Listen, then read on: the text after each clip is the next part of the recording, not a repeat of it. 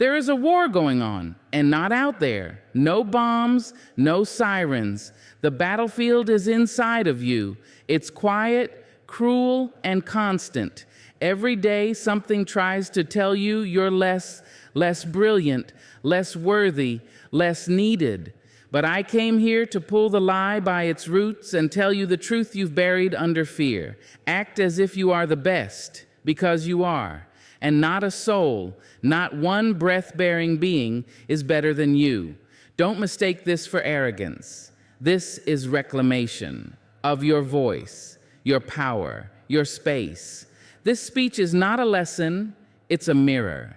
And if you dare to watch until the end, I promise, you'll remember what it feels like to stand tall in your own name. You'll leave walking differently, living differently.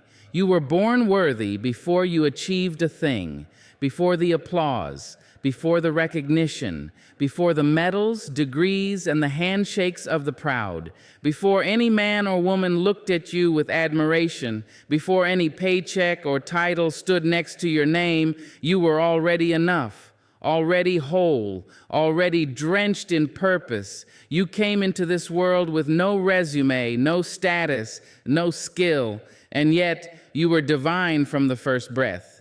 What gave you value was not what you did, but who you were. You were not sent here to prove your worth. You were sent here to express it. That's the first lie the world will tell you, that you must earn your place, that love must be deserved, that approval must be bought, that belonging is for the polished, the perfect, the proven. And so we go scrambling, bleeding, stretching ourselves thin to be liked, to be picked, to be applauded. We become masters of performance. But let me tell you this, performance is a mask, and when the curtain drops, you're still you, and you, without the decoration, without the credentials, without the choreography, are worthy. Can you feel that? The power of it?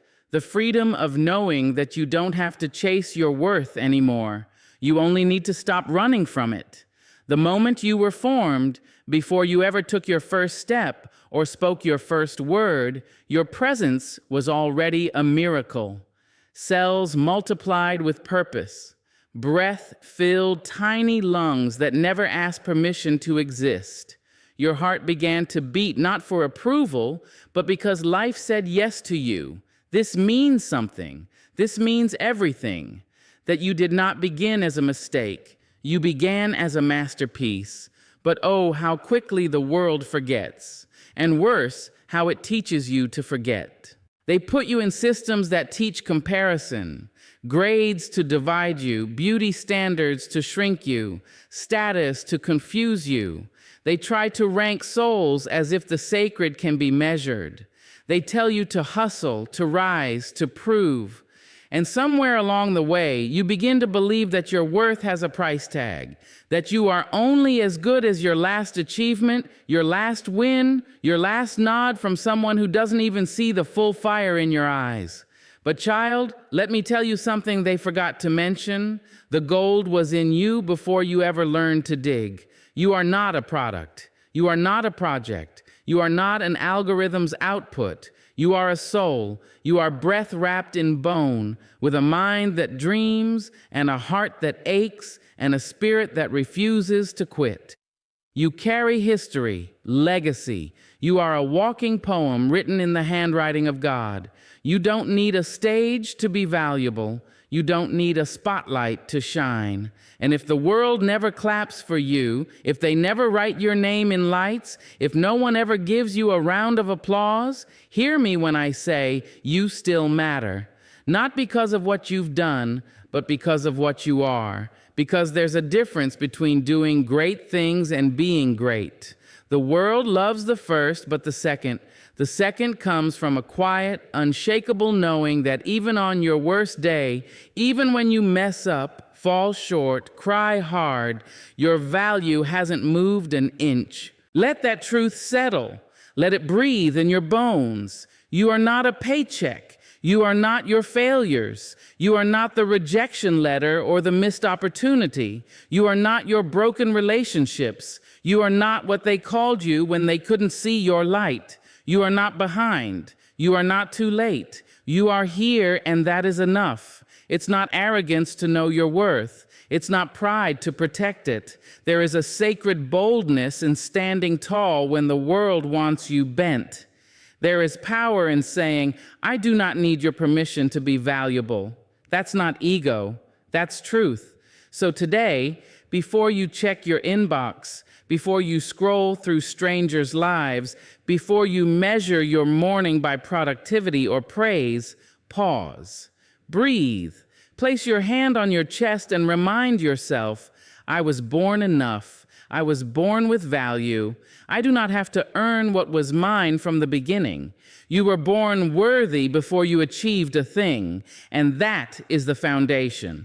Everything you build from here, every dream, every success, every triumph, is just the echo of a truth that was already spoken the moment you arrived. You were enough. You still are, and you always will be. You were not meant to hide behind layers. You were not made to shrink yourself into palatable pieces.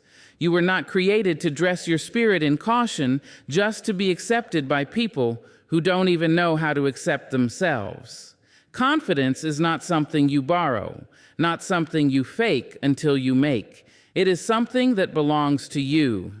Deep in your bones, buried under fear, shame, and the memory of rejection, confidence sits, patient, proud, waiting for you to remember that you are the rightful heir to it. From the moment you took your first breath, you had the right to take up space. Not because you were flawless, not because you knew everything, but because your existence was an answer to the question the universe asked the day it made you. Can the world handle another soul on fire? You don't have to build confidence like it's some skyscraper. You don't have to earn it through perfection or permission. You only need to uncover it. Strip away the costumes you've worn to survive, the mask of humility that was actually fear, the armor of silence that was actually shame, the performance of politeness that was actually suppression. Confidence is what's left when you stop pretending to be less than what you are. The world taught you otherwise, of course. It taught you to whisper your greatness, to sit down when you wanted to stand, to wait your turn, to second-guess your intuition. It dressed you up in doubt and called it humility. It told you that being bold was too loud, too much, too arrogant. But hear me now. The people who told you not to shine were afraid of their own darkness. They couldn't handle their reflection in your light. You don't have to apologize for walking into a room like you belong there. You don't have to shrink your voice so others feel tall. You don't have to dress your truth in soft tones just because your strength intimidates those who've never dared to live out loud. Let them be uncomfortable. Let them adjust. It is not your job to make your confidence digestible. It is your job to wear it like skin, something that can't be removed, something that breathes with you. Real confidence is quiet, but it is not small. It doesn't demand attention, but it refuses to go unnoticed. It lives in the way you stand, the way you look someone in the eye, the way you speak without needing validation. It's not in your clothes or your bank account or your social media followers. It's not even in your accomplishments. It's in your spirit, your knowing, that deep, immovable understanding that you have value. Not someday, not after, but now. They will tell you that confidence looks like shouting, that it looks like spotlight and swagger. But don't confuse noise with power. Don't confuse performance with presence. Confidence is often silent, still, and grounded. It's the unshakable peace in knowing that even when you fail, you don't lose your worth. Even when you fall, you're not beneath anyone. Even when you're doubted, you still believe. Confidence is the whisper in your soul that says, I am still here and I am still enough. Sometimes we forget that. We think confidence is something we have to buy, win, or be granted. We try to layer it on like makeup, practice our posture, practice our smile, rehearse our stories so we sound more powerful than we feel. But all of that is shadow work.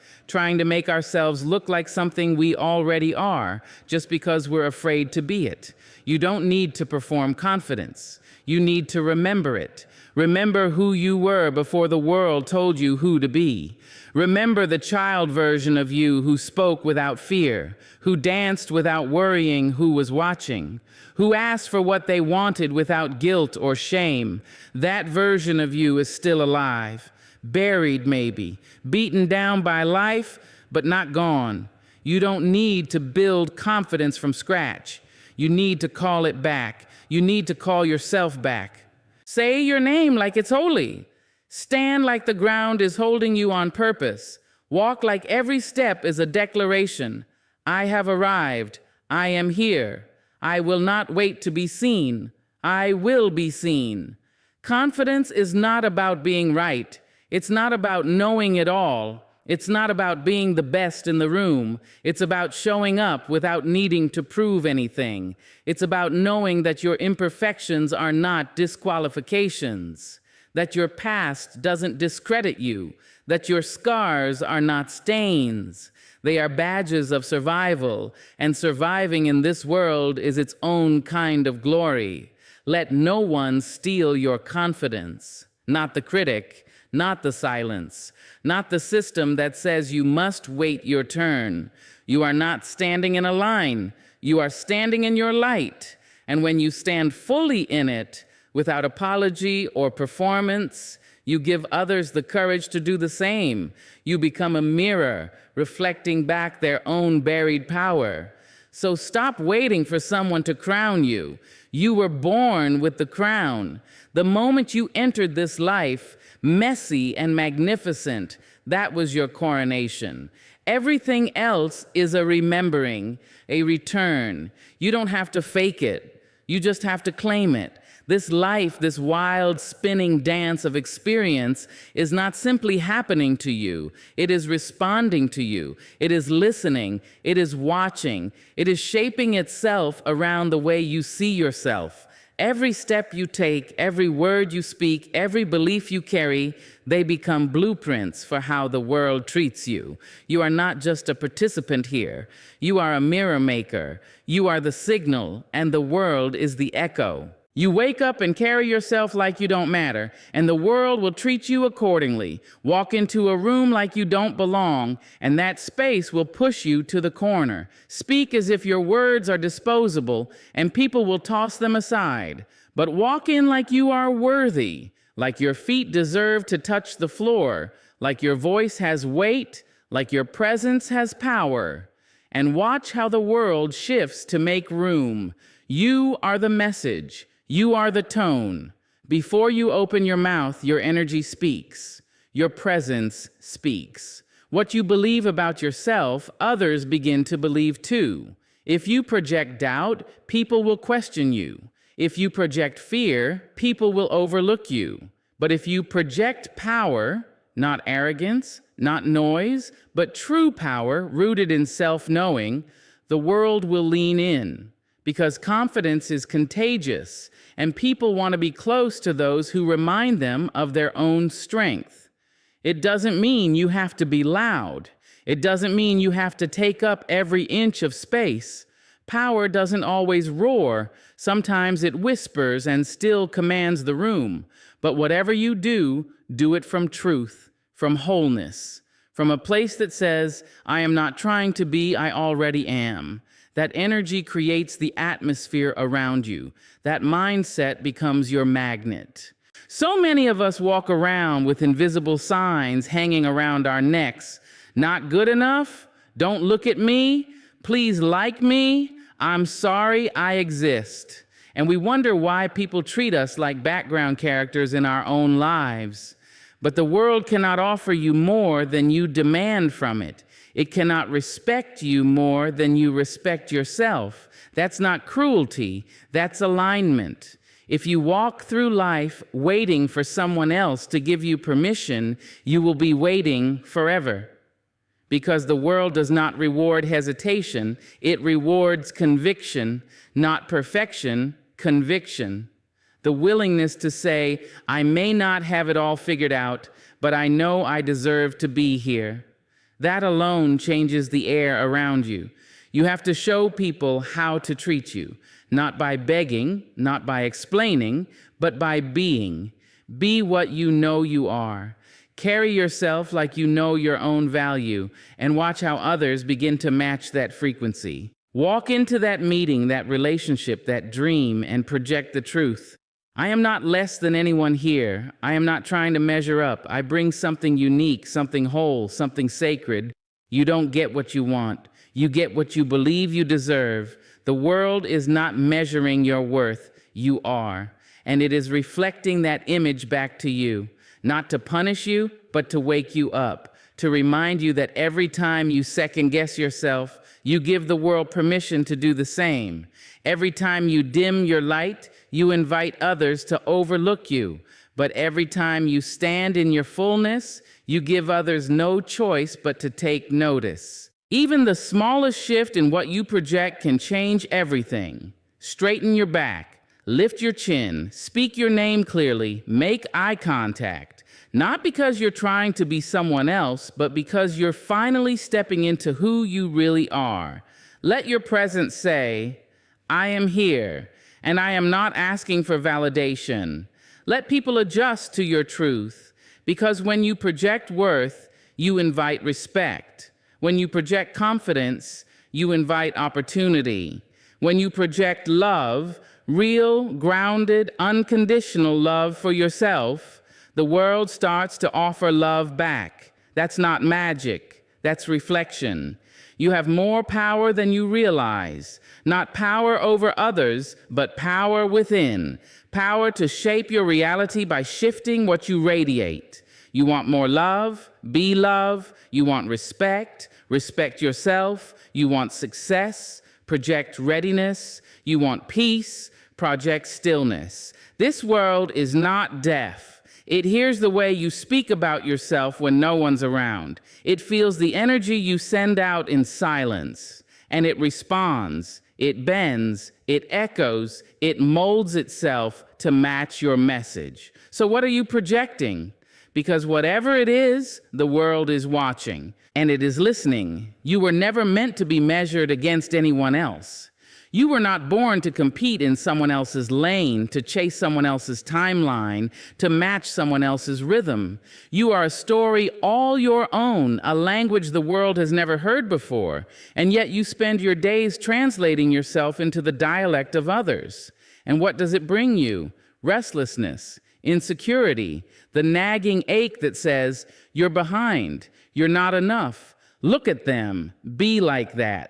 But you were not built for imitation. You were built for impact, and comparison will always kill that. The moment you look at someone else and decide they are ahead of you, better than you, more deserving than you diminish your own crown. You hand your power over, piece by piece, to an illusion. Because that's all comparison is, a lie wrapped in fear. You see the highlight, the surface, the polish, but you do not see the pain. You do not see the process. You do not see the nights they cried or the years they questioned themselves. You only see the shine and you forget the shaping. You see the fruit and forget the root. Kings and queens are not made on stages. They are forged in silence, in struggle, in solitude. And when they finally rise, others forget the climb. So you, looking at their mountaintop from your valley, start to feel small. You start to think your journey doesn't matter. But how dare you dishonor your own process like that? How dare you measure your becoming against someone else's arrival? Your crown is your own. Your path is your own. You do not need to walk faster, louder, or more like someone else to be great. You need to walk true, because when you chase someone else's path, even if you reach the end of it, you'll find it empty. Not because it isn't good, but because it isn't yours. Comparison is seductive because it feels productive. It feels like motivation. It whispers, if you just do what they do, you'll be like them. But here's the truth. You can copy their steps, their style, their strategy, and still feel hollow. because what works for them may not be meant for you. Your magic does not live in mimicry. It lives in your difference, in your strangeness, in the thing that no one else can replicate because it was carved into you alone. There is no joy in running a race that isn't yours, no peace in wearing someone else's armor, and no power in becoming a shadow when you were born to stand in the sun. The world does not need another version of them. It needs the full, raw, glorious version of you, flawed and fiery, whole and human. But comparison makes you forget. It poisons your perspective. It turns friends into threats and turns your dreams into burdens. It's why so many gifted people never bloom. They stare so long at someone else's garden, they forget to water their own. You must stop planting seeds of doubt in soil meant for greatness. You must stop counting someone else's blessings and calling it bad luck that they aren't yours. You have no idea what's growing beneath your surface, no idea what's about to bloom in the parts of you you've nearly given up on. But it won't grow in envy. It won't flourish in bitterness. You must love your journey enough to stop comparing it. It's hard, yes, because we live in a world that celebrates performance, that curates perfection, that filters failure out of view. We are fed the image of success without its cost. And so we assume everyone else is ahead, that we're too late, that we've missed something. But you haven't missed anything that was meant for you. Not one thing, and what's yours will not be given to someone else, no matter how loudly you applaud them or secretly resent them. Kings and queens, remember, your value is not measured by how you compare. Your worth is not weighed by how you stack up. Your power cannot be ranked. It can only be realized, and it will be when you stop looking sideways and start looking inward. You were never in competition, not with her, not with him, not with them. Your only task is to be more you today than you were yesterday, to rise in your own name, to build your own throne, because there is room, there is time, there is enough for all of us to shine, but only if we stop dimming ourselves by staring at someone else's light. It doesn't arrive as a stranger. It doesn't knock loudly on your door and announce itself in some unfamiliar voice. No, fear is clever. It whispers. It mimics your tone. It borrows your thoughts. It wears your voice like a costume and says things only you would believe. That's what makes it so convincing. It speaks in first person. I'm not ready. What if I fail? They'll laugh at me. I'm not enough. And because it sounds like you think it is you. But it's not. It's an intruder dressed in your skin, and it came not to protect you, but to keep you small. Fear was never meant to guide you. It was built to warn you of danger, not to dictate your destiny. But somewhere along the way, we gave it a seat at the table. We started listening to its warnings like wisdom. We started mistaking its voice for truth. And so every time we dreamed a little bigger, stepped a little further, reached a little higher, fear stepped in, arms folded, shaking its head. It told us to be careful, to stay quiet, to stay hidden. And we listened. But you must understand this. Fear has one job, and it does it well. Its job is to keep you the same, safe, predictable, small. That's how it survives, by stopping you from growing. Because growth means change, and change threatens fear. So it clings to the familiar. It tells you that comfort is king. It reminds you of every past failure, every painful memory, every wound that hasn't fully healed. Not to protect you, but to paralyze you. And it would rather see you miserable and stuck than risk you stepping into your full power, because your power is dangerous to fear. Your power is revolutionary. It breaks patterns. It reclaims stories. It silences lies. If you ever stepped into the truth of who you are, truly, boldly, without apology, fear wouldn't stand a chance. So it works overtime to stop that from happening.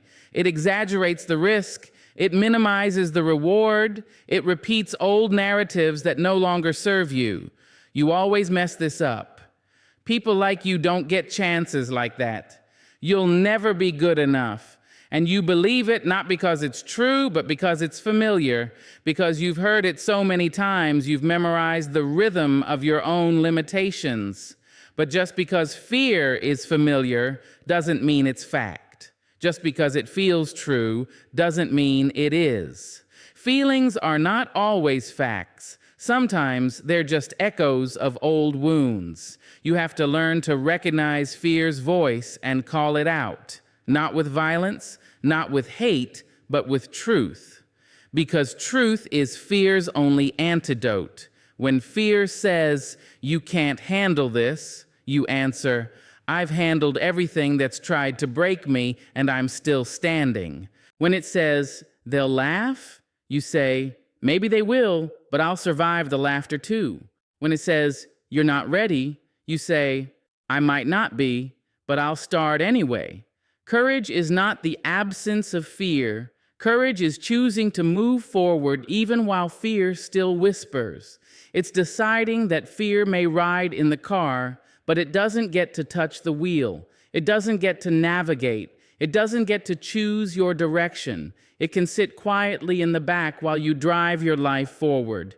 You cannot wait for fear to go away before you start living.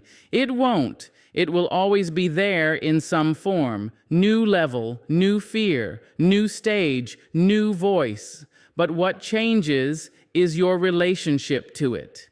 The more you act in spite of it, the quieter it becomes. The more you step forward, the smaller it seems. You start to see fear not as a threat, but as a signal, a sign that you're on the edge of something important, something sacred, something meant for you. Fear never shows up when you're doing nothing. It doesn't chase comfort, it chases calling. It flares up when you're close to breakthrough, when you're stepping into alignment, when you're becoming someone you've never been before. That's how you know you're growing. Fear starts to panic. And when fear panics, that's your cue to press on. Because here's the truth. It doesn't want you to know. You are more capable than you've let yourself believe. You are stronger than your doubts. You are wiser than your past. You are braver than the fear that borrows your voice. That voice is not you. You are the one who dreams, not the one who doubts. You are the one who dares, not the one who hesitates. You are the voice that says, I'll do it anyway. So let fear speak. Let it say what it wants. But don't give it your name, don't give it your story, and never, ever give it your power, because it may sound like you, but it is not you. We have been taught time and time again to chase the horizon, to believe that one day, someday, will finally be enough, that after the promotion, after the glow up, after the healing, after the applause, then, and only then, we'll be worthy of pride. We're always reaching, always striving, always telling ourselves that our best is somewhere out there waiting for us to grow into it. But the truth is quieter, more defiant. Your best isn't waiting in the distance. It's not hiding in some far-off future version of you.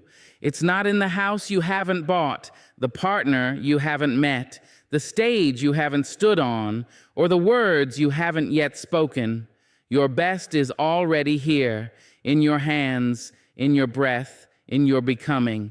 But it only comes alive when you decide to own it. You don't need more time to be great. You need more truth, more presence, more willingness to look at yourself and say, this version of me right now is enough to begin, enough to matter, enough to rise. The world will try to sell you the lie of almost ready, almost healed, almost whole, and that lie will keep you hustling forever, stuck in the waiting room of your own life. But you can't wait your way into power. You walk into it. Power is claimed, not gifted. And greatness doesn't arrive with permission slips. It arrives with choice. The choice to stop shrinking, to stop apologizing for your timing, to stop explaining why you're not further along. You don't owe anyone an explanation for where you are. You only owe yourself the honesty to say, I may not have it all, but I am it all. There is no magic switch that flips when you hit some invisible benchmark. There's only the moment you decide to believe in the version of yourself that exists now. Not the one you dream about, but the one who got out of bed this morning. The one who keeps going, even with doubt clinging to their shoulders. The one who has survived every hard thing, every heartbreak, every disappointment, and still hasn't given up. That version of you is not a placeholder. That version is divine. There's something holy about finally seeing yourself clearly. Not in pieces, not in potential, but in full. Seeing your now self as just as worthy as your next self. The idea that your best is always around the corner implies that you're never quite enough. And that's a lie built to keep you striving, not thriving, built to keep you reaching instead of receiving. But your power, real, anchored power, comes when you stop running toward yourself and start standing inside yourself. Because when you stand in your current self with full conviction, you unlock a truth the world can't touch. You don't become powerful when you arrive somewhere. You become powerful when you decide to be. You decide that this voice you have now, no matter how shaky, is worth hearing. You decide that this body, this mind, this soul, however in progress, is still worthy of being seen. You decide that this life, messy and miraculous, is enough to hold beauty. You cannot wait to love yourself until you fix everything. Because if you do, the finish line will just keep moving. Every time you meet one standard, you'll invent another. Every time you arrive somewhere, you'll raise the bar again, until you're always almost there, but never home. So plant your feet, not in stagnation, but in recognition. Recognize who you are. Recognize how far you've come. Recognize that your best is not a destination, it's a declaration. It's a moment you call your power forward, not because you've reached perfection, but because you've reclaimed the truth. And the truth is, you have always had everything you needed. You don't need the world's validation to begin. You don't need the stars to align, the plan to be perfect, or the applause to be deafening. You just need the courage to meet yourself where you are, with grace, with grit, and with a fierce kind of self-belief that doesn't ask for approval. Your best is not a future version of you waiting in the wings. It's not a polished photograph. It's not a resume bullet point. It's not a dollar amount, a dress size, a viral moment, or a neatly wrapped success story. Your best is here. It's in your breath. It's in your voice. It's in your ability to choose yourself today. It's in your refusal to abandon yourself while waiting to become someone else. It's in your decision to be proud now, not later, not someday, because someday is a moving target. But now is real, now is powerful, now is yours to claim. So rise, not like someone trying to be something, but like someone who already is. Speak like your voice was carved from drums. Move like you're walking on purpose. Don't you dare shrink again. Not after this. You are not a whisper. You are the whole symphony. Act as if you are the best, because the world has waited long enough for you to believe it.